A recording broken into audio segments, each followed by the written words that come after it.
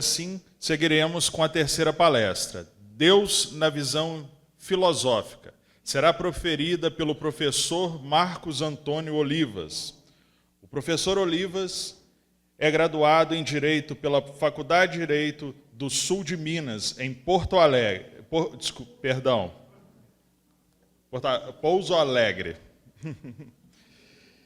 E graduado em Educação Física pela Escola Superior de Educação Física de Cruzeiro, São Paulo. Especialista em docência no ensino superior pelo Centro Universitário de Itajubá, a FEP, mestre em bioética e doutor em ciência da linguagem, ambos pela Univas, Universidade do Vale de Sapucaí, Pouso Alegre, Minas Gerais. Professor no curso de Direito da Faculdade de Direito Pitágoras, Unopar, da Unidade Itajubá.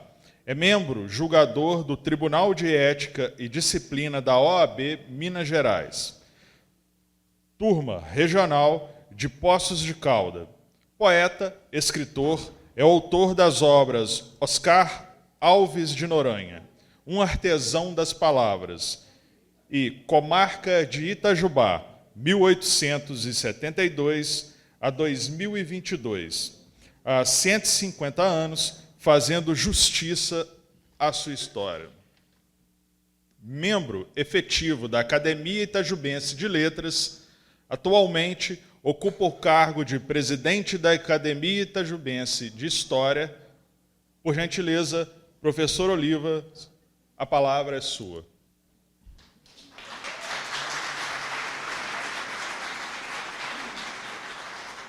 Primeiramente, eu quero agradecer ao seu Gilson, ao Centro Espírita Allan Kardec, pelo honroso convite. É um desafio, sempre um desafio. Um amigo meu até falou, está nervoso? Sempre. Não é pelo fato de ser professor. Eu estou numa outra seara, eu estou num outro espaço, e eu estou com outro tipo de pessoas, né?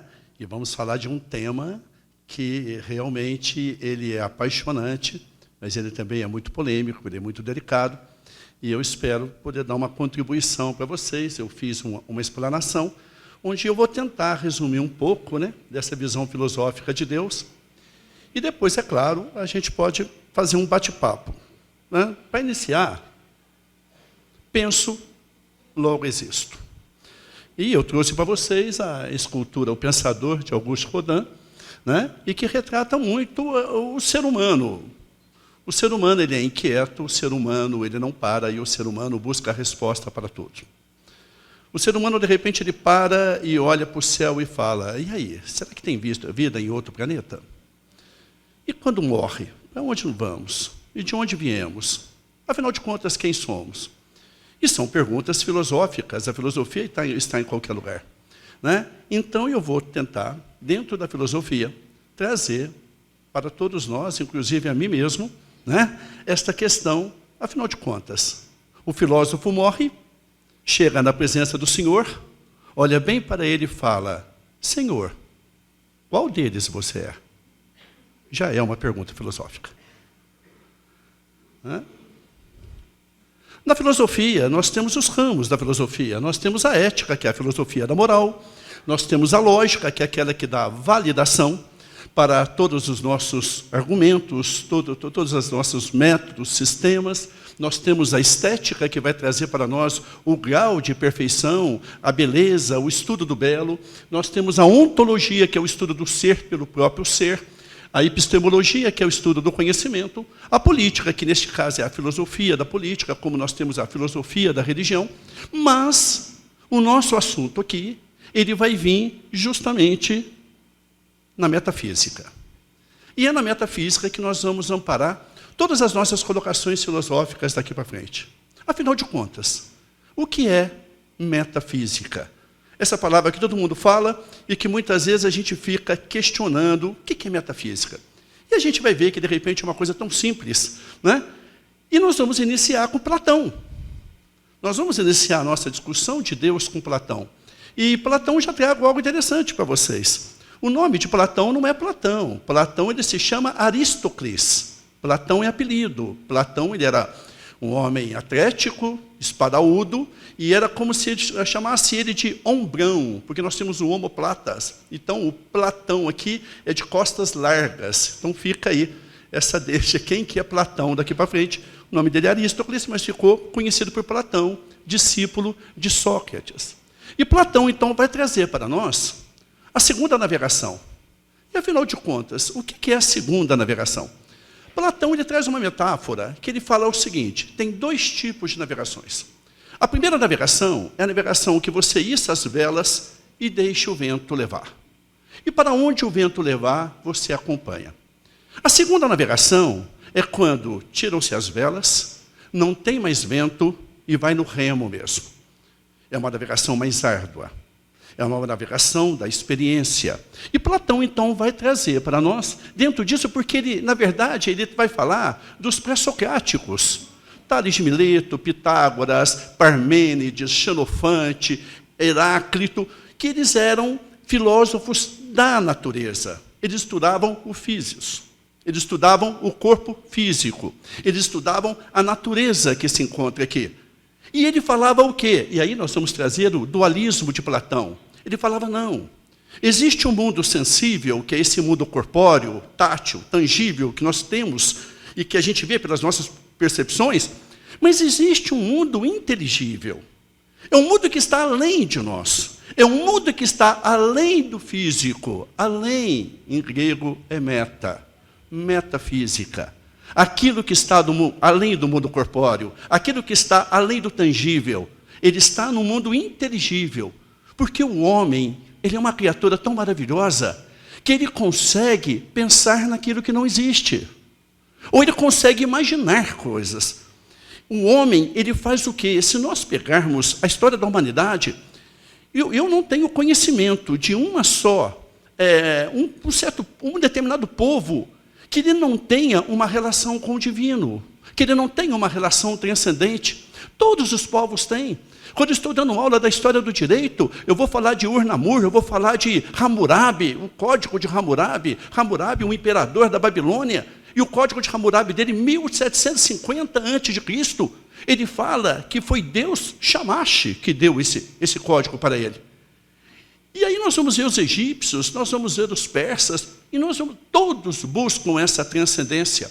Então, essa discussão não é de agora. Essa discussão ela está inserida dentro da própria existência humana. Nós, como humanos, questionamos essa questão. Né?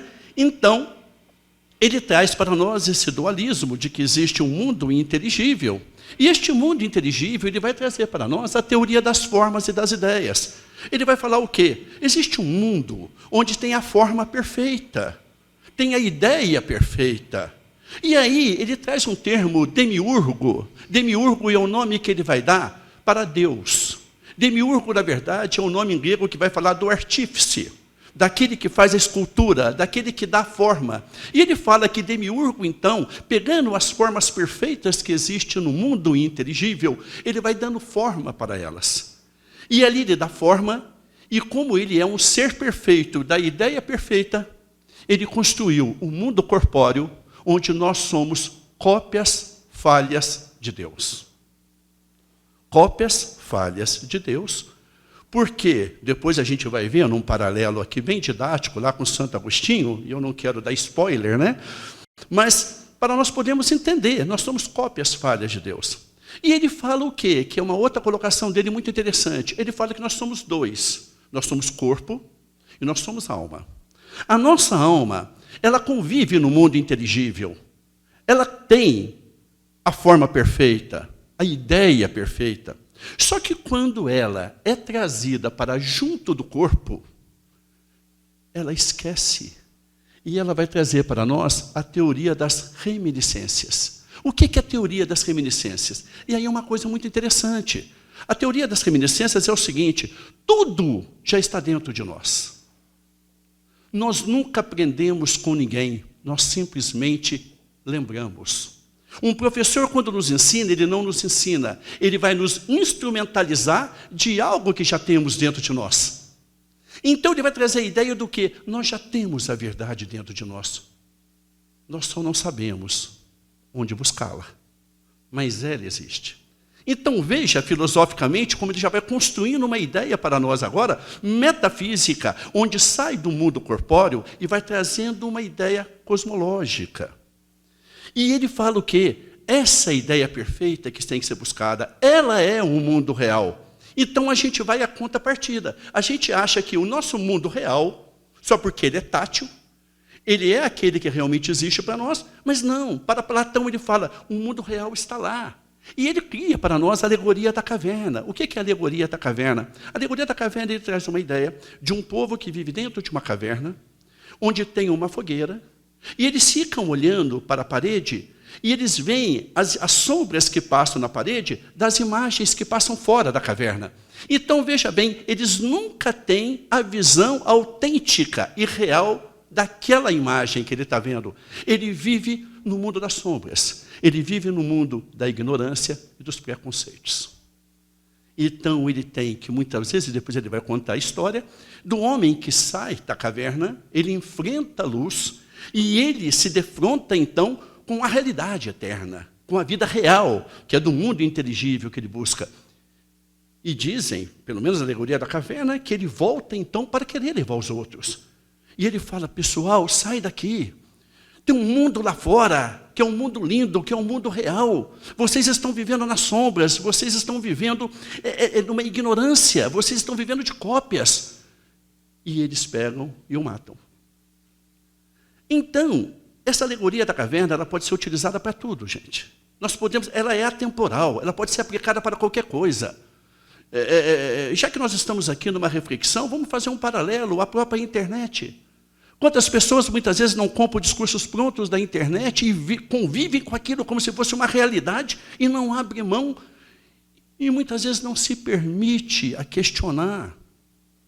Você pode ouvir a opinião que quiser, o discurso que quiser, mas dê a si mesmo a autonomia intelectiva de tentar buscar além, de tentar compreender. E Platão nos traz essa ideia.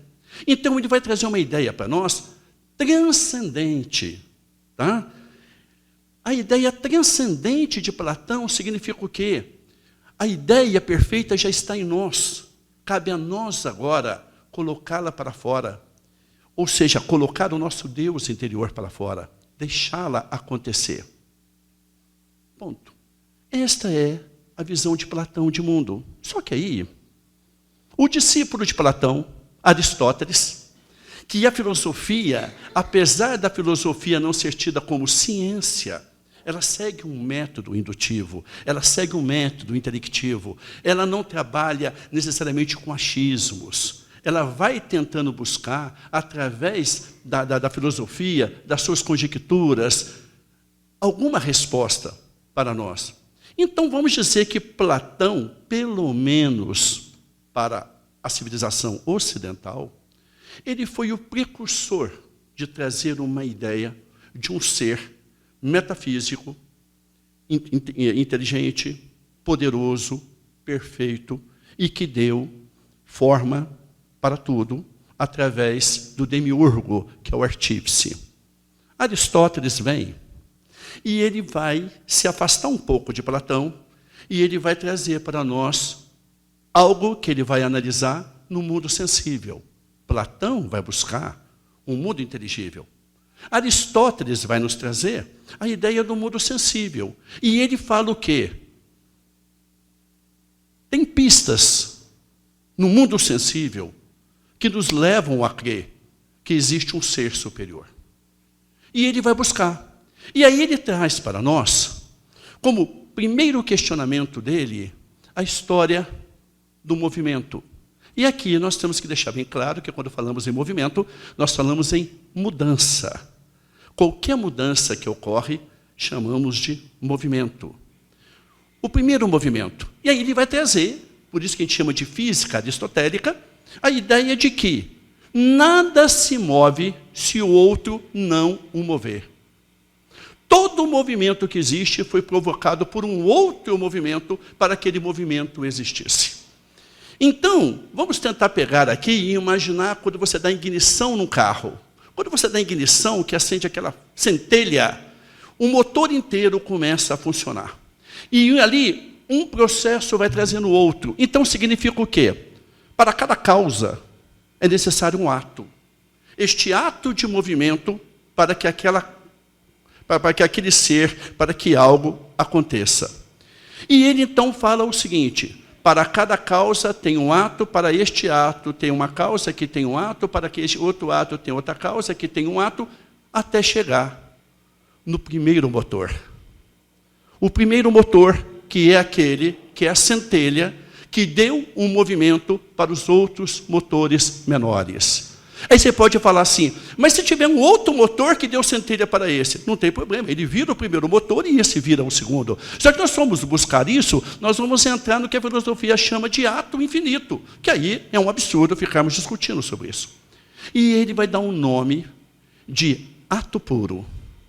O primeiro motor, ninguém o movimenta. Ele é um motor imóvel. Ele é o primeiro motor imóvel que tem.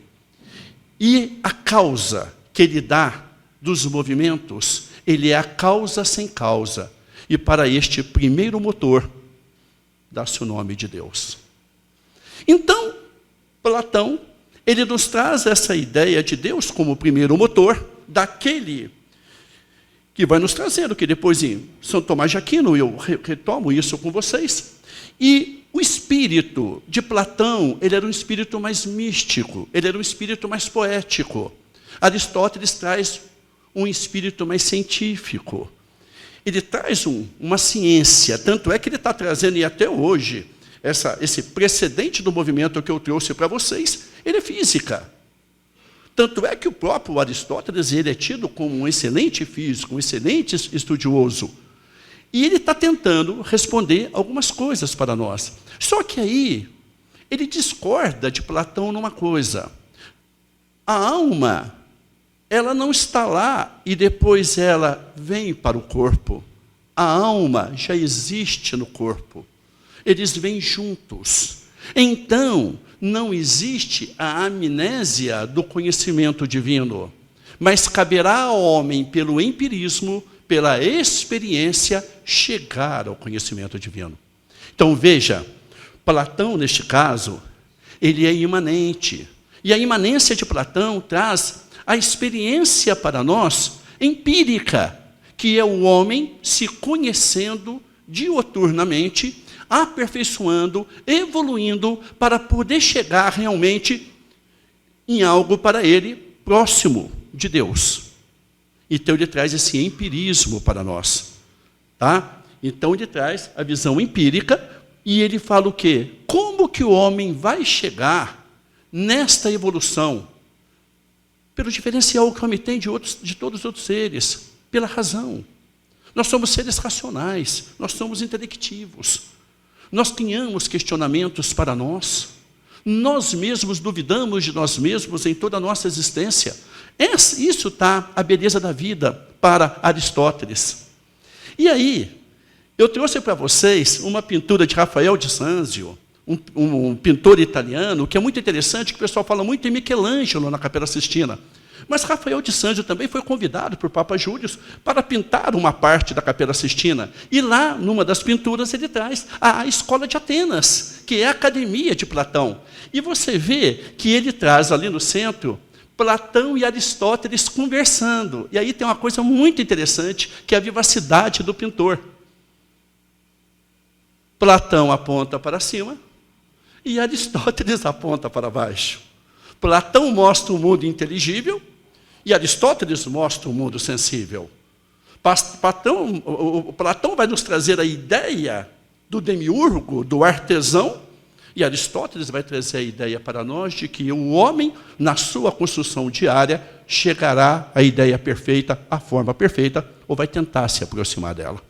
Então, num primeiro momento, esses dois filósofos, eles inauguram para nós essa discussão da existência de um ser superior, que damos o nome de Deus. E aí, a gente vem para a filosofia medieval, e aí nós trazemos dois importantes estudiosos da Igreja Católica, mas que não são considerados teólogos, mas sim filósofos, porque eles saem um pouco da teologia e trazem um pouco da racionalidade. Santo Agostinho, Santo Agostinho, veja bem, é bem no início do cristianismo. E Santo Agostinho vai nos trazer, como o pastor falou, o Deus revelado. Então, a diferença que está do mundo religioso para o mundo filosófico é a revelação. E ele, então, tá certo? Ele faz o quê? Ele tem na Bíblia a manifestação divina de Deus, mas ele precisa de um arcabouço teórico para sustentar isso. E ele vai buscar em Platão. Então, em Platão, ele vai trazer a razão com a fé. E aí nós vamos perceber que, por exemplo, ele vai trazer para nós a iluminação divina. Onde Platão fala do mundo sensível e do mundo inteligível, ele vai falar para nós do mundo dos homens e do mundo de Deus. Platão vai falar para nós do mundo perfeito e do mundo dos ímpios. Porque lá atrás nós vimos com o próprio Platão que nós somos cópias falhas de Deus. E por sermos cópias falhas, nós temos que buscar um aperfeiçoamento constante dessa questão. Então ele já traz para nós que ele vai chamar de cidade de Deus um mundo inteligível. Tá? Ele traz para nós o livre-arbítrio. Ele vai falar o quê? Quando Platão fala para nós que nós temos uma reminiscência, uma lembrança das ideias, o Santo Agostinho vai trazer para nós a iluminação divina. Nós somos seres diferentes dos demais, porque nós somos criados à imagem e semelhança dele, então nós trazemos dentro de nós a centelha de Deus. E essa centelha de Deus é o bem, porque é algo que eu deixei de explicar no início. Na Grécia, eles falam muito em eudaimonia. Eudaimonia significa felicidade. E eu lanço uma pergunta aqui: existirá no mundo alguém que não busque a felicidade? Então nós temos que entender que a felicidade é a busca de todos. E eles falam o quê? Alcançarás a felicidade com o sumo bem. A Grécia dá o nome de sumo bem. Sumo bem é Deus. Como buscar essa felicidade? E Platão, então, Santo Agostinho vai falar que nós temos o livre-arbítrio, porque nós podemos escolher o bem ou escolher o mal. Para Santo Agostinho, o mal ele não existe. Deus não criou o mal. O mal é a ausência do bem. A partir do momento que a pessoa se afasta de Deus, da ausência do bem, ele vai para uma esfera antagônica do mal. Tá? E ele pega também a ideia de Platão e traz como a ideia divina de Deus. Aquele mundo das ideias, existe Deus. E Deus, na sua iluminação divina, ele traz para nós o que seria uma ideia perfeita. Tá? Então, Santo Agostinho nos traz essa questão. Bom, vem Santo Tomás de Aquino. Você percebe que Santo Tomás de Aquino ele já está mais próximo do término da Idade Média. Então, nós temos que ter um contexto histórico ali de lembrar o seguinte: neste período, muitos escritos racionais foram aparecendo e que foram sendo introduzidos dentro da igreja, e Santo Agostinho foi bebendo dessa fonte. Tá? Então, Santo Agostinho ele vai trazer para nós a Suma Teológica. E ele faz o quê? Ele pega esses filósofos todos e na Suma Teológica ele vai falar para nós das 5 vias. Então, olha que interessante. A primeira via é a via do movimento que ele traz de Aristóteles para nós. Se para todo movimento precisa de um movimento anterior e exterior a ele, significa que nós vamos entrar numa constante até chegar no momento que vai ter o primeiro ato que vai gerar potência e que vai gerar aquele movimento. Este primeiro ato é, lá no Aristóteles, o primeiro motor. Então, esse é o princípio do movimento. Este primeiro movimento, este primeiro motor é Deus. A segunda via vai falar da causalidade. Todo movimento gera uma causa. E aí é interessante a gente trazer as 4 causas de Aristóteles. Então, em cima disso, vou fazer uma analogia. O escultor pega uma pedra de mármore. Ele idealiza naquela pedra de mármore uma escultura. Veja bem, a pedra de mármore, ela é ali, tá certo? A causa material que ele pegou. Ele começa, então, a esculpir aquela forma. Olha a ideia das formas do demiurgo, do artesão. Ele está dizendo ali a causa formal. Veja bem, quem está fazendo isso é o escultor. Ele é a causa eficiente para uma finalidade, que é a causa final. Qual que é a finalidade da escultura? Aquilo que ele está querendo representar. Então, por exemplo, ele fez ali a imagem de Platão. Ele poderia ter feito uma pia, poderia ter feito um vaso sanitário, poderia ter feito o que ele quisesse com aquela matéria que ele tinha, mas ele criou Platão. Então, dentro dessa causalidade, a causa eficiente está em quem? No escultor. E aí nós vamos ver, tudo tem uma causa de ser. Tudo. E para que a causa tenha um ato, este ato tem uma causa, mas vai chegar no momento onde vai chegar na causa eficiente sem causa. Aquele que dá a causa sem necessariamente ser causado por alguém. A este, ele dá o nome de Deus. Na terceira via, ele vai falar do contingente do necessário. Tem coisas neste mundo que são contingentes. O que é contingentes? Elas dependem de outros para existir. São contingentes. Eu sou contingente. Eu, para existir, eu tive que vir do Zé de Olivas com a Dona Aurora. Que, por sua vez, para existirem, vieram dos meus avós dos meus bisavós. Veja bem, e nós somos contingentes uns dos outros. Se eu pegar o meu tataravô, qualquer um deles, e tirar, deixará de existir todos os demais. Porque são as causas eficientes que levam. Mas aí a pergunta que fica, mas existirá o necessário, aquele primeiro que vai dar origem a todos os contingentes? E nós podemos aplicar isso para tudo, para a natureza, para a flora, para a fauna, para a própria Terra. Seria o planeta Terra, ele necessário ou ele é contingente de algo? E aí, quando nós trazemos a própria estrutura da Terra, que fala das explosões, já mostra que a Terra, então, é contingente. Ela não nasceu por si só. Ela não é necessária. Até chegarmos no necessário, que é o causador de tudo, que para Santo Tomás de Aquino é Deus. A quarta via são os graus de perfeição.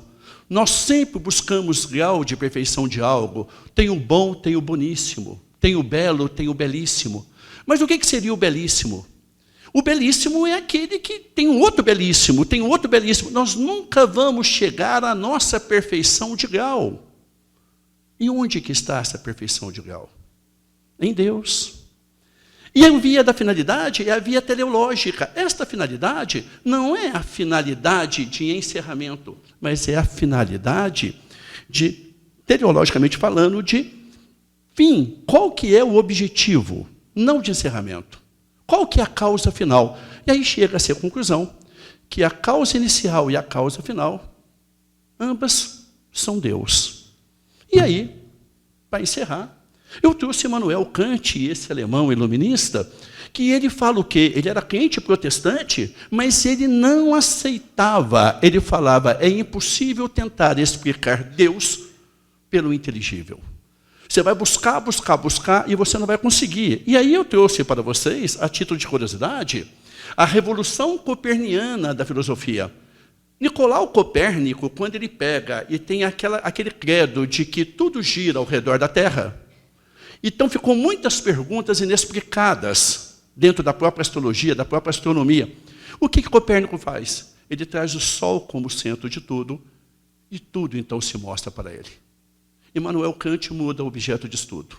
Até então nós estamos falando do objeto de estudo, Deus. Ele inverte. O objeto de estudo dele é o homem. Do homem chegará a Deus. Não de Deus chegará ao homem. E ele então vai fazer o quê? Ele fala que todo ser humano ele é dotado de vontade e desejo. Nós somos iguaizinhos aos animais nos instintos, nos desejos. Só que nós somos dotados de vontade autônoma, que não é porque desejamos que temos que fazer. Nós podemos controlar isso.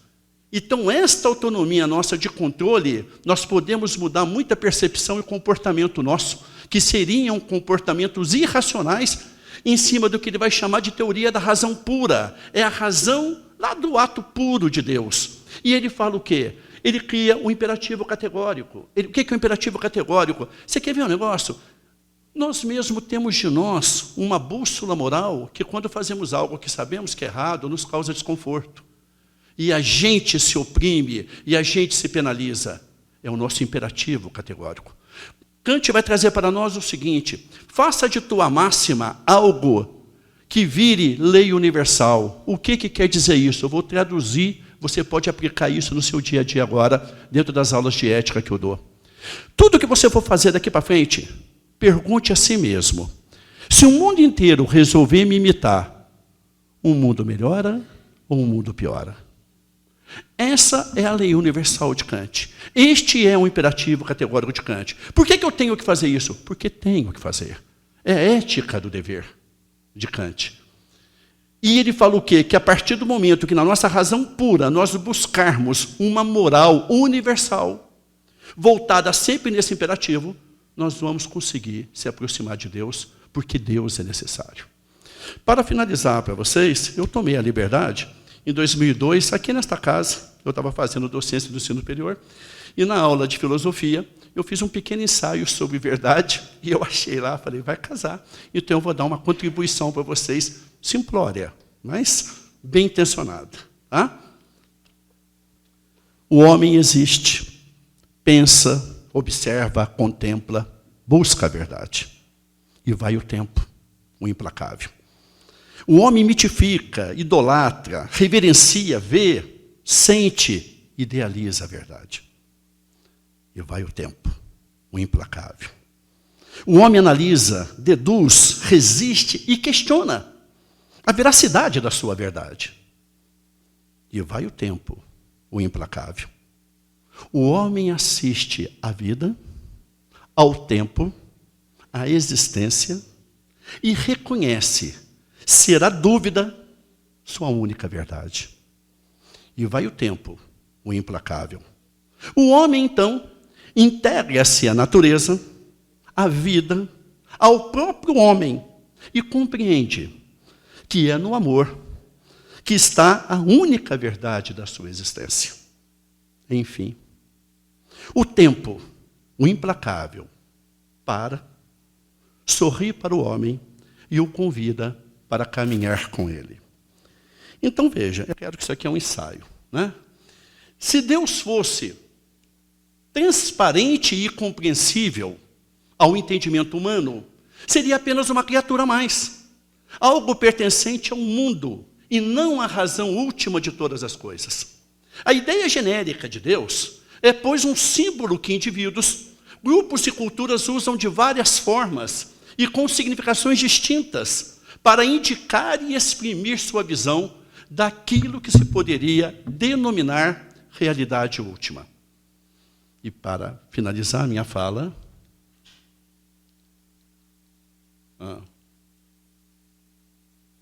Deus não é uma ideia para ser simplesmente aceita, mas, acima de tudo, compreendida. Tá? Muito obrigado.